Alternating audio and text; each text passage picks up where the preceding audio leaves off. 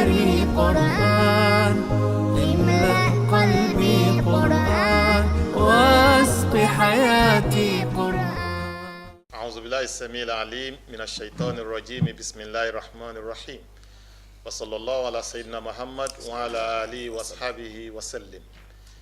A kí ẹ̀yin tí ẹ ń wò wá ní ilé ní mùsùlùmí lọ́kùnrin àti ní obìnrin káàbọ̀ sórí ètò wa Nasfat Half Hour, ètò tí ẹgbẹ́ Nasirullah El-Fati tí wọ́n jẹ́ alákòóso rẹ̀ tí wọ́n jẹ́ olùgbọ̀wọ́ rẹ̀. Èmi ni atọ́kùn yín lórí ètò títì ní Usman Animasha lórúkọ mi. Inshallah ní èní a ní àǹfààní àti tún gba àwọn àlejò pàtàkì gẹ́gẹ́ bí ìṣe wa tí wọ́n dá wa lẹ́kọ̀ọ́ nípa ẹ̀sìn wa Islam, gẹ́gẹ́ bí wípé inú oṣù Ramadan tí a wà yìí gẹ́gẹ́ bó ṣe ń lọ sópin náà la gbọ́dọ̀ máa tún sáré àìní àfikún nínú ìmọ̀ wa nípa ẹ̀sìn wa. Àwọn àlejò wa pàtàkì wọ́n bá wa sọ̀rọ̀, wọ́n kọ́ wa lẹ́kọ̀ọ́, wọ́n sì ṣàlàyé fún wa nínú tí a ò mọ̀ nípa Islam àbí kọ́ rán wa létí ọ̀rọ̀ nípa ta ni Ọlọ́run àti báwo lèèyàn ṣe ń jẹ́ ẹni Ọlọ́run. Àwọn àlùfáà wa àfáà àgbà ní ẹgbẹ́ Nasirullah El-Fati wọ́n jẹ́ kan nínú àwọn tí wọ́n jẹ́ àfáà àkọ́kọ́ nínú ẹgbẹ́ yìí, wọ́n sì jẹ́ national missioner ní wọ́n ní ẹgbẹ́ Nasfat. Bákan náà àwọn náà ní branch missioner, branch Nasfat tí ó wà ní Ọlámbẹ Aláùsá ní zone wa tí ó wà ní Ògùn. Ará lọ́kùnrin àti lóbìnrin tí ẹ̀ ń wà ní ilé káàkiri gbogbo àgbáyé, ẹ dákun ẹ jẹ́ kí á jọ kí àwọn àlùfáà wa káàbọ̀ sí orí ètò. Àwọn àlùfáà wa náà ni àwọn àlùfáà wa Sheikh Fadilatul Imam Isa Khidir Lawal, àwọn náà ni wọ́n wà pẹ̀lú wa ní orí ètò wa ní èní. Salamu alaikum wa rahmatullahi wa barakatuhu. Wa alaikum salam wa rahmatullahi wa barakatuhu. A kí yín púpọ̀. Naam. Ọlọ́run jẹ́ kí a máa rí yín bá. Àmín. Ọ̀rọ̀ tí ẹ ò bá wa sọ òun náà ni ọ̀rọ̀ nípa Ọlọ́run. Mo bí kẹ́kọ́ bẹ̀rẹ̀ látòrí wípé ta ni Ọlọ́run bá yẹn kẹ́kọ́ ṣe ìròyìn rẹ̀ fún wa. أعوذ بالله من الشيطان الرجيم بسم الله الرحمن الرحيم وبه نستعين عونك يا معين والصلاة والسلام على أشرف المرسلين سيدنا محمد وعلى آله وصحبه وما تبع بدعوته إلى يوم الدين آمين. adúpẹ́ fún Ọlọ́run. Alhamdulillah. Ọlọ́run ọba tí wọ́n béèrè yìí pé ta ni, òun ni ó fi ara hàn gbogbo ẹni tó bá mọ̀ tó fi mọ̀ pé ń bẹ, òun ló sì fi ara pamọ́ fún gbogbo ẹni tí ó sọ pé kò sẹ́ni ó lẹ́bi inú àwọn méjèèjì. Ṣùgbọ́n Ọlọ́run yìí ọ̀rọ̀ rẹ̀ náà ni màá fi júwe ẹ̀. Tá bá wo Quran chapter 2 verse 255 suratul Baqarah bada bisimilahi rahman rahim, ó ní Ọlọ́run yìí ni Ọlọ́run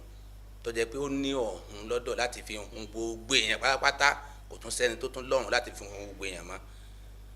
La ilaha illa huwa, òun náà ni òtún á sẹ́lòmíì mọ́. Ọlọ́run tí a béèrè yìí kò sí ẹlòmíì mọ́ àfòhun tó tún lè ṣiṣẹ́ rẹ̀, tó tún lè ṣiṣẹ́ ẹ̀, tó lè hùwẹ́. Al-Hayyul Qayyum, Ọlọ́run ọba yìí nítorí yàtọ̀ sí gbogbo nǹkan yòókù pátápátá ni yìí pé ọba alààyè ni, kò sí pé ìgbà ìbáyìí ní ti ń já láàyè. Ọba láéláé tún wá ní tí ó máa bẹ lọ gbére, kò sẹ́ni tó tó bẹ̀ tó sọ pé òun bẹ ní ìsìn wọn máa bẹ lọ gbére. La ta'khusuhu sinatun wala nawm, Ọlọ́run tí ẹ béèrè rẹ̀ yìí pé ta ni kèé tó gbé báyìí dépò tí ó wàá sùn lọ. Gbogbo èèyàn tí ń bẹ láyé pátápátá nítorí bá wù kó pè rẹ̀ yóò tó gbé. Gbogbo alágbára tí ń bẹ láyé pátápátá nítorí bá wù kó pè rẹ̀ yóò sùn, tí ó bá sùn ó di tú lásìkò tó máa wá tóun ó tún fi sùn. Ṣùgbọ́n Ọlọ́run yìí la ta'khusuhu sinatun wala nawm, kò ní tó gbé báyìí dépò tí ó sùn. Lahu ma fi samawati wa ma fil ardi, Ọlọ́run tẹ́ béèrè yìí gbogbo tí ń bẹ sánmọ̀ pátá àti ilẹ̀ Ọlọ́run ló ní kápá lórí ẹ̀, kò sẹ́ni tó tó bẹ̀ tó lè sọ pé gbogbo kápá sánmọ̀ àti ilẹ̀ ń bẹ lọ́wọ́ òun.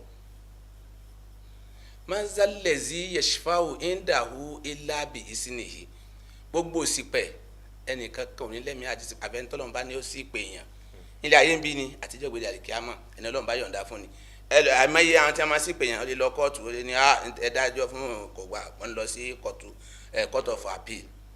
wọ́n lọ Supreme Court, wọ́n lọ whatever tó bá wù kọ́ lọ. Ṣùgbọ́n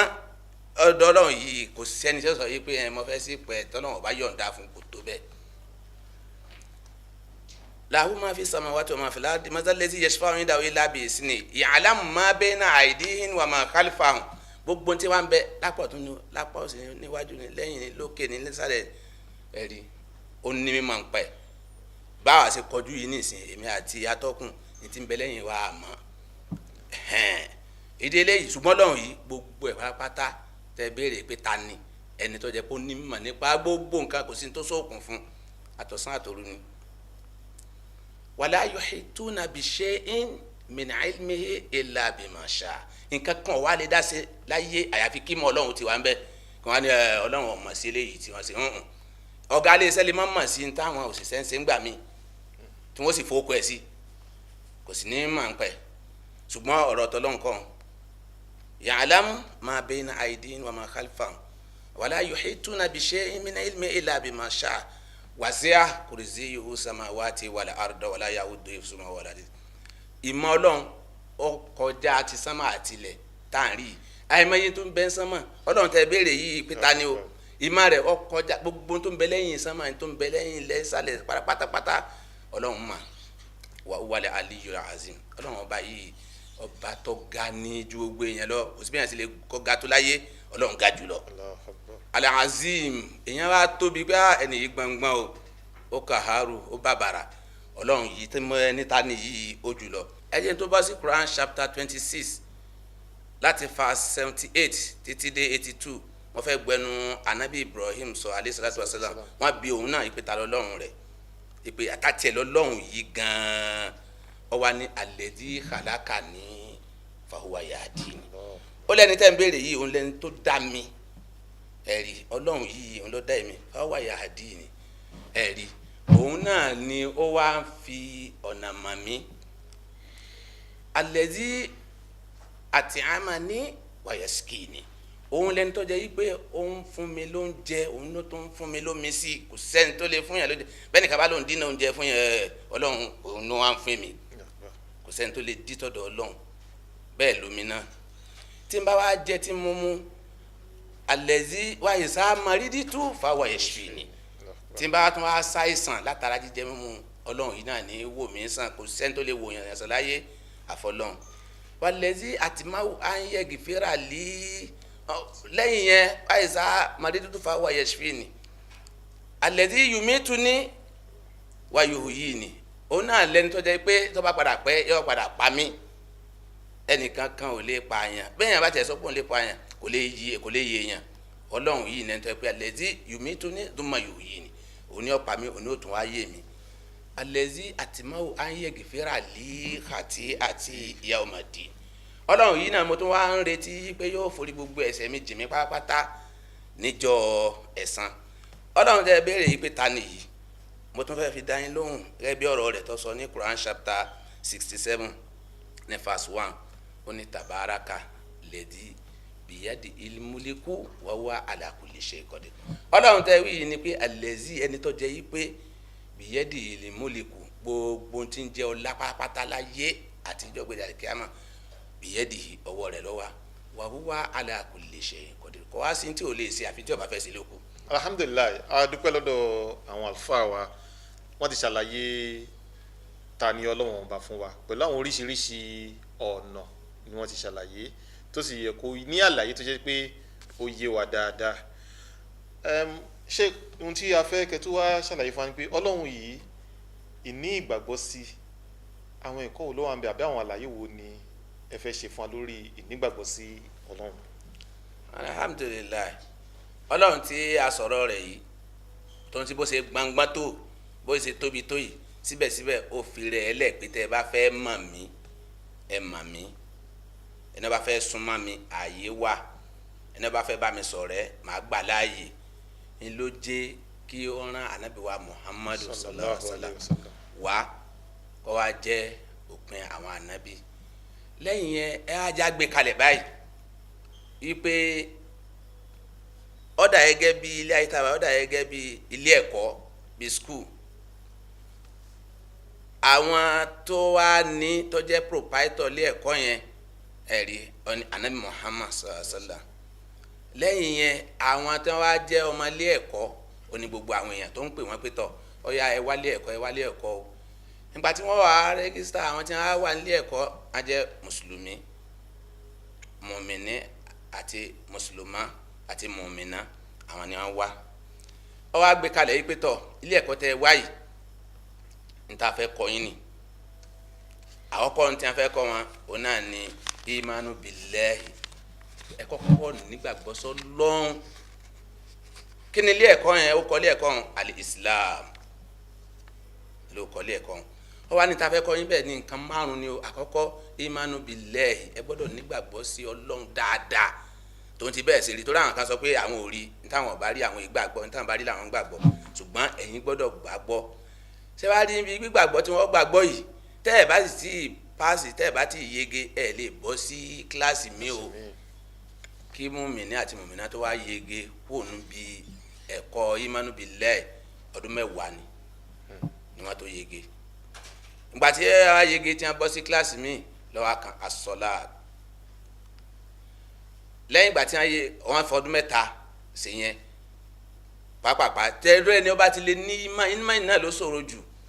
ẹni ó bá ti lè ní ìmánì nígbàgbọ́ sí Ọlọ́run nígbàgbọ́ sọ́lọ́run ẹni ó bá ti lè òun nìkan òun ló ṣòro jù nínú gbogbo márààrún ẹ̀kọ́ márààrún tá a fẹ́ kọ́ ní skul yẹn ìmánì yìí tó jẹ́ tàkọ́kọ́ yìí òun la wá fẹ́ sọ̀rọ̀ lé lórí torí ẹ̀kejì irun ẹ̀kẹta àwẹ̀ ẹ̀kẹrin zakat ẹ̀karùn hajj ṣùgbọ́n lórí ìmánì tó jẹ́ tàkọ́kọ́ tá a lọ́dún 10 ń bẹ̀ kí a tó gírádùétì òun la fẹ́ sọ̀rọ̀ lé lórí lẹ́nu òun kéèyàn kí ni wá jẹ́ ìmánì èyí ò ní nǹkan 6 kó tó sọ yìí pé ó ní ìmánì àkọ́kọ́ ìmánu billahi èkejì ó ní gbàgbọ́ sí ànábì gbogbo ànábì tí a mú wá láyé pátápátá ó ní gbàgbọ́ sí ẹ̀kẹta ó ní gbàgbọ́ sí àwọn màláíkà pé wọ́n ń bẹ ẹ̀dá bíi àwa náà ni Ọlọ́run kan dá wọn yàtọ̀ látara máyẹ̀ Ọlọ́run ti dá wọn ni ẹ̀kẹrin ó ní gbàgbọ́ sí tírà tọ́lọ́run mú wá pàápàá alukuran nazim tọ́lọ́ Ọlọ́run sọ ní Quran chapter 2 verse 2 ó ní dalikal kitabu la rayba fihi hudan lil muttaqin ẹ̀karùn-ún ẹ̀ ó wà nígbàgbọ́ síjọ́ gbẹ̀yìn ẹ̀kẹfà ló wà ẹsẹ̀ nígbàgbọ́ sí kádàrá dáadáa ni o àti dáadáa bákan náà táwa ń wò pé lọ́dọ̀ wa bóyá aburú ni ó wà nígbàgbọ́ sí lórí ìgbàgbọ́ yìí tó bá wá dúró tán tí mẹ́fẹ̀ẹ̀fà yẹn dúró síbẹ̀síbẹ̀ kò sí ìtún pé o Ànábì wa Muhammad sallallahu alaihi wasallam ó ní la yakmalu imanu limarihi ata yuhibba li ahihi ma yuhibbu nafsi ọgbọ́dọ̀ ìmánì rẹ̀ ò tí ì pé onígbàgbọ́ sọ́lọ́run onígbàgbọ́ sí ànábì onígbàgbọ́ sí tírà onígbàgbọ́ sí màlẹ́kà onígbàgbọ́ sọ́jọ́ gbẹ̀yìn onígbàgbọ́ sí kádàrá dáadáa ní àti èkejì kèé pé kí wọ́n á ní tí ó jẹ́ pé ó dìgbọ́ bá ata yuhibba li ahihi ma yuhibbu nafsi ó dìgbọ́ bá nífẹ̀ẹ́ sọ́mọ ìyá rẹ̀ gan-an nítorí nífẹ̀ẹ́ sí rẹ̀ ìyá mẹ́rin lè ṣe léyìí ibi tó ń kálukú ti máa rí rẹ̀ ẹnu pé ipò mọ́ wà olùdarí oúnjẹ tẹ́ ẹ fẹ́ jẹ ní ìsìn tẹ́ ẹ ti jẹ nǹkan rárá tẹ́ ẹ sì fẹ́ jẹ kẹ́nìkan wá dé kẹ́ni gbogbo fún ọ tí ó sì sí mi tẹ́ jẹ kọ́ máa rókì lẹ́mìí tẹ́yìn náà bá lè ṣe bẹ́ẹ̀ lẹ́yìn tẹ́ ń wò mí ilé tó kọ́ tó yẹ pé ilé ni wọ́n ti kọ́ tán kó kọ́kọ́rọ́ lé ọ lọ́wọ́ ìyàrá kan náà ló sì ń gbé bódọ̀fù ní yàrá ọ̀hún síbẹ̀síbẹ̀ nìkan wá dé ní wọ́n lé àwọn lé ní wọ́n rí ọwọ́ àkó kọ́kọ́rọ́ ẹ̀ kò lè lọ́wọ́ pé ọ̀yá wọ́n máa gbé bẹ́ẹ̀ wọ́n á gbé inú bódọ̀fù tiẹ̀ tí wọ́n náà bá ti lè ṣe ìgbà yẹn gan ni ìmánì rẹ̀ ẹsẹ̀ tó gbé o la yakmalu imanul marihi ata yuhibba li ahihi ma yuhibbu ní tí wọ́n nífẹ̀ẹ́ sẹ́rẹ̀ tó fẹ́ ṣeun tọ́ba yìí ti lè nífẹ̀ẹ́ sẹ́nìkejì tó lè ṣe tọ́ ìmánì rẹ̀ ẹsẹ̀ gbé nu. ẹ ṣe púpọ̀ a rí wípé nígbà míì àwọn kankan á máa ṣẹlẹ̀ sí ẹ̀dá tó bá ní ìgbàgbọ́ tá a máa pè ní àdánwò tí àdánwò bá dé àbí kí ni ìgbàgbọ́ ní í ṣe àti àdánwò ǹjẹ́ kí làṣepọ̀ tó wà lára wọn kí ni ìbáṣepọ̀ tó ìbátan tó wà pẹ̀lú ara wọn. ẹ ṣeun olóòtú àkọ́kọ́ náà nígbà tí mánìyàn bá dúró tán ní tí ó tẹ̀lé làdánwò Allahu Akbar. ẹni ọba iná ni ìjẹni Ọlọ́run àfi kó ronú sí dáadáa kì í ṣe nǹkan súkẹ́súkẹ́ tó bá sọ pé ó fẹ́ jẹni Ọlọ́run kì í ṣe ní tó máa ṣe ṣeréṣeré torí tó bá ti nígbàgbọ́ sí gbogbo táwí tán Ọlọ́run ẹsẹ̀ wàá gbàdánwò dé Quran ló mention Quran chapter 29 tẹ́ bá wo verse 1 àti 2 títí dé 3 ó sọ fún wa yìí pé bisimilahi rahman rahim alif lam mim ahasiba nasu an yutiraku an yakulu amanna fahum la yuftanun walakadi fatana alladhina min qablihim falayalamanna Allahu allazina sadaku falayalamanna al-kasibin. Ọlọ́run ní eléyìí ní tí mo fẹ́ sọ fún yín yìí ahasiba nasu lẹ́yìn alif lam mim ahasiba nasu sẹ́yìn ọmọ èèyàn máa rò anyutiraku pé a kàn gbé yín lẹ̀ bọ́rọ̀ gidi nítorí pé ayẹ̀kúlú amanna tẹ́sán mọ̀ gbọ́dọ̀ ń gbọ́ ẹ̀wà gbọ́dọ̀ kẹ́ wíláwà ní abonírùngbọ̀n àbí àwa ní mẹ́sánà àwa ní ọ̀gá àwa ní alásàlátù wọ̀tẹ́fà tó bá wù kólú ọ jẹ́ tó bá ṣẹ̀jẹ̀ pé o tó ló ní tí mọ́nì o sì ṣe ní nǹkan mẹ́fẹ̀ẹ̀fà yìí tó ń bẹ lẹ́gbẹ̀ẹ́ yín mọ́nì yìí ọlọ́run wá ní sọ wá rò yìí pé a fi yín lẹ̀ àwọn láyé fúta nínú àní dán yín wò ni a ṣe tẹ́sítì fún yín ńgbà tá a sọ pé léèwé la wà sẹ́mi pé tọ́mọ bá kọ́ ẹ̀kọ́ tán kó tó bọ́ kíláàsì míì wọ́n ó ṣe tẹ́sítì fún un náà lọ pa ọba tí ló ní oṣù ọ̀pọ̀ ní mẹ́fẹ̀ẹ̀fà yìí ìmánì rẹ̀ sì dúró ọ̀yà wọn wá ṣe tẹ́sítì fún un ọlọ́run ní bọ́lá káde fatahana lẹ́dínà mi ń kọ́bùlé àwọn tí wọ́n ṣáájú yín kì í ṣe pé adá yín lóró àwọn tí wọ́n ṣáájú yín tí wọ́n ní ẹni wà làwọn àṣì ẹ̀dánwò fún wọn gbogbo àwọn anábì ọlọ́run aleyhim salatu wa salam ajma'in kò sẹ́ńtọ́lọ́wọ̀n ọ̀dánwò falayala máa ń ná lẹ́zínà sọ́dàkú ngbà tá a dáhùn wò láwa fi mọ́ lódodo nù wọn pé eléyìí ẹni wa ó ní mọ́ni tòótọ́ falayala máa ń ná lè káàsì bí náà nígbà tá a dáhùn wò láwa fi mọ́ pòrọ́ ìwọ tí wọn fẹ́ fún ní nǹkan tó ń rò pé àwọn òfin ọmọ tó wà ní gbóyin ẹrùgò ń hàn yín lè mọ̀ ó sì ló ní mọ́lì sẹ́rí pa àdánwò àti rí pọ́ jábọ́ ọ̀dà àmọ́ bà nǹkan jẹ́ mọ́ balẹ̀ jẹ́ òní bọ́rọ̀ ti tẹ́sítì ṣe rí nu kò sí ẹni tí ń bẹ láyé yìí tọ́lọ́hún ní dánwò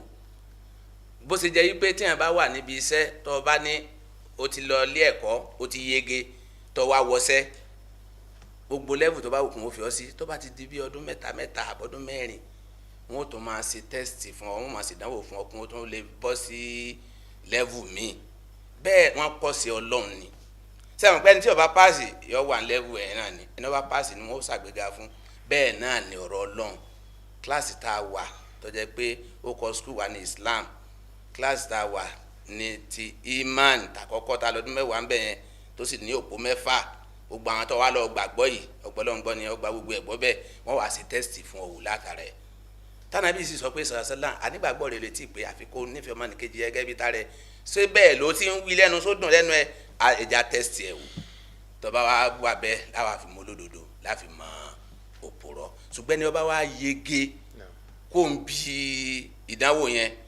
ọ wa tún kó àwọn sẹ́mi tí ó máa ṣe tí ó tún máa fi gba ipò lọ kì í jẹ́ pé ń bò ti yege òun kọ́ máa wá múra rà kọ́ máa ṣe bó ṣe wù ú ó tún kó àwọn sẹ́mi. ẹ ṣe ìmọ̀mù wa àwọn iṣẹ́ tí ẹ mẹ́nubà pé èèyàn máa ṣe tí yóò máa fi ní ìlọsíwájú ní ibi ìsúnmọ́ Ọlọ́run pẹ̀lú ìgbàgbọ́ rẹ̀ àwọn iṣẹ́ tí yóò máa ṣe tó lọ papọ̀ pẹ̀lú ìgbàgbọ́ òun náà ni a fẹ́ kí ẹ máa bá wa ṣe àlàyé rẹ̀ fún gbogbo àwa tí wọ́n wà nílé. alhamdulilayi rabbil alamin lẹ́yìn gbàtí wọn bá ti yege ìdánwò tó ṣe tán ara àwọn tí ọkọ̀ máa ṣe pẹ̀lú gbàgbọ́ kò gbọ́dọ̀ ju gbàgbọ́ ńlẹ̀ iṣẹ́ rí la kọ́kọ́ torí Quran sọ ní Quran chapter 11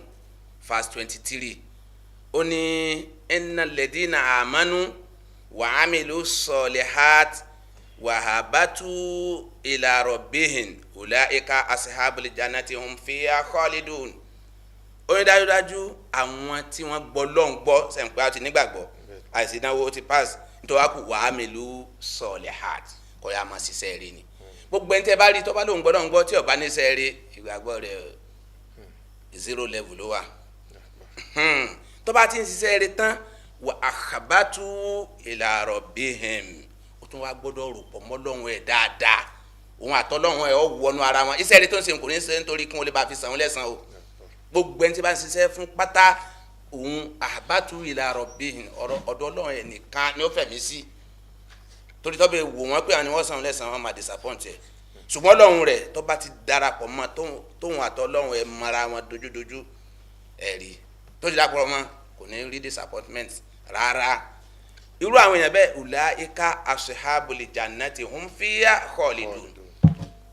ìjọ àlìjánná kéde pé tó bá kú nìkan àlìjánná tí yẹn bá ń bẹ láyé yìí gan àlìjánná tinú alẹ́ ayé ń bẹ ibẹ̀ ni wọ́n máa wà lọ gbére táwọn kan máa wò pé how manage kí ló ṣe tó fi rí bẹ́ẹ̀ fún wọn mọ̀ pé òun ó nígbàgbọ́ ó sì ń ṣiṣẹ́ rẹ̀ ó sì darapọ̀ mọ́ Ọlọ́run ọmọ Ọlọ́run ẹ̀ tinútinú tọkàntọkàn òun ló fà arasẹ́ kanu tí wọ́n máa ṣe. arasẹ́ kejì tó bá tún ṣiṣẹ́ rẹ̀ tán lẹ́yìn ẹjọ́ máa wá rántí Ọlọ́run gbogbo gbà Ọlọ́run ni wọ́n máa gbélékè ẹ̀mí ara ẹ̀ gan-an Ọlọ́run ni ó gbélékè ìyàwó ẹ̀ Ọlọ́run ni ó gbélékè àwọn ọmọ ẹ̀ Ọlọ́run ni ó gbélékè àwọn ọ̀rẹ́ ẹ̀ Ọlọ́run ni ó gbélékè ìjọ Ọlọ́run ni ó gbélékè gbogbo àgbáyé. Quran di oyè wa ní Quran chapter 13 verse 28 ó ní alladina amanu wa tatma'innu qulubuhum bidhikrillahi ala bidhikrillahi tatma'innul qulub. ó ní alladina amanu àti gbọ́dọ̀gbọ́ wa tatma'innu qulubuhum bidhikrillahi ẹ̀mí wọn wá balẹ̀ pẹ̀lú pé wọ́n rántí Ọlọ́run pé Ọlọ́run mi ń bẹ Ọlọ́run mi nítorí máa ṣe ni mo ń ṣe yìí Ọlọ́run mi àwọn tí wọ́n ṣe irú eléyìí ní ṣáájú kò disappoint wọn èmi náà ìní rí disappointment látọ̀dọ̀ ẹ̀ tatma'innu qulubuhum bidhikrillah ẹ̀mí wọn balẹ̀ pẹ̀lú Ọlọ́run náà àlà ẹ̀ ajé sọ fún gbogbo ẹ̀yin yòókù náà o àtẹ̀yìntẹ̀ ń wò mí àtọ́lótù wa ẹ̀ bidhikrillahi pẹ̀lú ìrántí Ọlọ́run gbogbo gbà tatma'innul qulub lẹ́mí yẹn fi balẹ̀. ara ṣẹ́ tí ó tún máa ṣe lẹ́yìn bó bá ṣiṣẹ́ rí tó rántí Ọlọ́run tán yóò wá tún dúró déédéé torí ẹlòmíì lè gbọ́ Ọlọ́run gbọ́ ó lè máa ṣiṣẹ́ rí ó sì lè máa rántí Ọlọ́run ṣùgbọ́n fúngbà díẹ̀ ni tó bá rántí Ọlọ́run fúngbà díẹ̀ wò ó dàgbé kínní yóò gbìyàn ó jẹ àwọn tí wọ́n ń ṣe fún yìí láti sọ pé kó gbọ́dọ̀ darapọ̀ mọ́ Ọlọ́run kó má wu àwọn yẹn ìdúró déédéé ó tún bẹ́nu sẹ́tìyàn máa ṣe tí wọ́n tún fi súnmọ́ Ọlọ́run. ó ní Quran chapter 46 verse 13 sọ fún wa pé innal ladina qalu rabbuna Allahu summa istaqamu fala khawfun alayhim wala hum yahzanun. ó yí dájúdájú àwọn tó jẹ́ yí pé wọ́n ń sọ yí pé Ọlọ́run ìlọ́lọ́run wà ó dùn wí gbogbo àná ní ìsìn alala ilaha illallah la ilaha illa wọ́n sọ pé kò sẹ́lòmíì pé àfọlọ́run ṣé wọ́n dúró déédéé ṣé kò tún gba àgbòmíì lọ ṣé kò tún lọ ṣe nǹkan kan lẹ́kọ̀rọ̀ kódà àtàfà tí ó ṣáájú àwọn èèyàn ó ní ibi tí ó sá lọ pé ẹ gbọ́ ó dàbí pé èèyàn jẹ́ fẹ́ dé ẹ bá ń dọ́gbọ́n sí wọ́n ó sì dọ́gbọ́n la ilaha illa olóòtú ó ní innal ladina qalu rabbuna Allah dájúdájú àwọn tó jẹ́ yí pé wọ́n sọ pé lọ́run wa summa istaqam wọ́n á dúró lórí ẹ̀ lẹ́yìn la ilaha illa wallahi kò sí nǹkan mìíràn tí a tó ń pè mọ́ kò sí pé ẹ sáré ẹ sásẹ̀ wọn ò ní nǹkan kan mìíràn fala khawfun alayhim ọlọ́ni ẹ kò sí wàhálà fún wọn wọn ò ní ẹrù ní bà wọn gbogbo tí àwọn ń bà wọn yàn lẹ́rù báyìí ẹrù ní bà wọn wala hum yahzanun àti ní bà wọn nú jẹ́ ní táwọn èèyàn máa rò pé tí ó bá àwọn èèyàn tínú wọn máa bàjẹ́ tó bá bá òun kò ní inú tí ò ní bàjẹ́ torí ó ti mọ̀ yí pé báwọn èèyàn ṣe é ṣe nu lẹ́bù wọn kéré sọ́lọ́run nínú àwọn tó tún kù téèyàn fi mọ̀ yí pé ẹni yìí ó mọ Ọlọ́run rẹ̀ òun Ọlọ́run ẹ̀ sì jọ dàpọ̀ mọ́ra wọn òun náà ní yí pé ìmádààbò sí pẹ̀mọ́ ìmánì tó níhun olóòtú òun ní jẹ́ kí ìmánì ó dúró déédéé lèèyàn tó máa fi ní ìlọsíwájú sí i torí Quran chapter 6 verse 82 ó sọ fún wa ó ní alladina amanu walam yalbithu imanahum bizulmi ulaika lahumul amnu wa hum muhtadun ó ní alladina amanu sẹ́ra àwọn tí wọ́n gbọ́ lọ́n gbọ́ walam yalbisu imanahum bizulmi kọ́ wa mú aṣọ àbòsí kọ́ wa dà lórí ìmánì ẹ̀ kọjá pé Ọlọ́run lọ́sàn-án ọ̀tọ̀ ni tí ń pè lóru ulaika lahumul amnu àti láyè lọ́dọ̀ Ọlọ́run o bí mi náà ṣe láyè lẹ́gbẹ̀ẹ́ yín ní ìsìn ẹ mà bọ́ yá Ọlọ́run ló fi ní kẹ́ gbé mi sẹ́gbẹ̀ẹ́ ní ìsìn ń bò wọ Ọlọ́run láì lọ́bì láì lọ́ ṣe kórókóró sọ láti lọ́nà náà ọba yá Ọlọ́run tásìkò tiẹ̀ bá tó wọ́n pè ọ́ alladina amanu àti agbọ́dọ̀ngbọ́ walam yalbisu imanahum bizulmin tí wọn ò dá àbò sípò máa ìmánì wọn ulaika lahumul amnu àti láyè lọ́dọ̀ Ọlọ́run wa hum muhtadun àti àtúmọ̀ Ọlọ́run lẹ́yìn yẹn ní téèyàn ó tún ní téèyàn bá fẹ́ mọ Ọlọ́run dáadáa tó fẹ́ darapọ̀ mọ́ Ọlọ́run ó ní yí pé ìmọ̀ pé Ọlọ́run ní gbogbo ìgbà pẹ̀lú gbàgbọ́ gbogbo tó bá wù kó ṣẹlẹ̀ tí wọ́n bá fẹ́ fọ ọlọ́bí nǹkan mi má dá wọn lóhùn Ọlọ́run yẹn ni wọ́n máa pè iná lẹ́ẹ̀fì rí lára anabi Sakariya alayhi salatu wasalam ní Quran chapter 19 verse 4 nígbà tó wọ́ ọmọ títí tí ò rí ogbó dé gbogbo ẹ̀ dé wọ́n pè lọ bí onírọ̀ ọ wà ní kọ́ọ̀là Rabbi Ọlọ́run mi ìní wàhánà làásùmù mi ní gbogbo eegun ara mi ìmọ̀ ti kẹ fún ó ti gbó wàṣítàálà ráàsù ṣé bá gbogbo ewu ti kún orí mi ní ìsìn mo sì pè ọ́ títí ṣùgbọ́n wàlámù akún bí do àìkà Rabbi shakiya mo mọ̀ yí pé ìyẹn pè ọ́ kéèyàn ó regret èmi náà lè regret ìwọ náà máa pè wàlámù akún bí do àìkà Rabbi shakiya ìyẹn pọ́lọ́ nǹkan wá sórí ibú fún ní ẹ̀rí kí ni ìjọ orí ṣe mọ́ kí ló wá fi dẹ́ni yẹ̀yẹ́ Ọlọ́run ló ń pè àfi tó bá pè nǹkan mi lókun ara àwọn nǹkan tí èyàn ó tún ṣe téèyàn ó fi mọ̀ yí pé Ọlọ́run ní téèyàn ó sì fi dẹ ara títọ́ Ọlọ́run dáadáa òun náà ni yí pé kó máa dúà ọpẹ́ fún Ọlọ́run ẹ wà nábì Ibrahim ẹ jẹ́ tó ń lọ síbẹ̀ alayhi salatu wasalam tẹ́ bá lọ sí Quran chapter 14 verse 39 tó ti bó ṣe wọ́ ọmọ títí ọpẹ́ kó tó rí síbẹ̀síbẹ̀ ń gbọ́ ọpẹ́ kó tó rí kó sọ pé ẹ wọ àsìkò tá a wá rí kí wọ́n ló tó kù mọ́ kí ló ń fẹ́ wúlò fún wa mọ́ ìgbà mélòó kúta lórí ayé mọ́ kò wí bẹ́ẹ̀ ó ní alihamudulilayi lẹ́zí wàhábà lí alalikibari ismaila wa isahakọ iná rọ̀bí lásẹ̀mí ọ̀dùnmáì ó ní síbẹ̀síbẹ̀ mo dúpẹ́ fọlọ́run o alẹ́zí wàhábà lí alalikibari ètò ẹ̀ pé ńgbà mo dàgbà ló tó fi ta mí lọ́rẹ ismaila Ọlọ́run gbàdúrà mi o wa isahakọ àtọ́lọ́run pa mí lẹ́rìn o iná rọ̀bí Ọlọ́run tèmi yìí lásẹ̀mí ọ̀dùnmáì ẹni tí máa gbọ́ àdúrà ni sẹ́ẹ̀rí ó tún dùn rẹ̀ nú ipe bó ṣe máa ṣe nu ẹ̀rí ìdílé yìí Ọlọ́run wọlé abẹ́ Ọlọ́run gbọ́ àdúrà gbogbo wa. Àmín. Alhamdulilayi a dúpẹ́ fún àwọn ìmáàmù wa Khidir Isa Lawal tí wọ́n bá wa ní àlejò lẹ́ni lórí ètò wa Ọlọ́run bá yóò bá san yín ní ẹ̀san olóore. Èmi Usman animashaun náà ni atọ́kùn lórí ètò wa Nasfat Afawa tí Nasirullah El-Fati tí wọ́n jẹ́ olùgbọ̀wọ́ rẹ̀ títí dìgbà míì tí a tún máa pàdé lórí ètò yìí fún àǹfààní àti tó kọ́ ẹ̀kọ́ lórí Islam mo ń sọ fún pé assalamu alaikum wa rahmatulahi wa barakatuh wa ila liqa.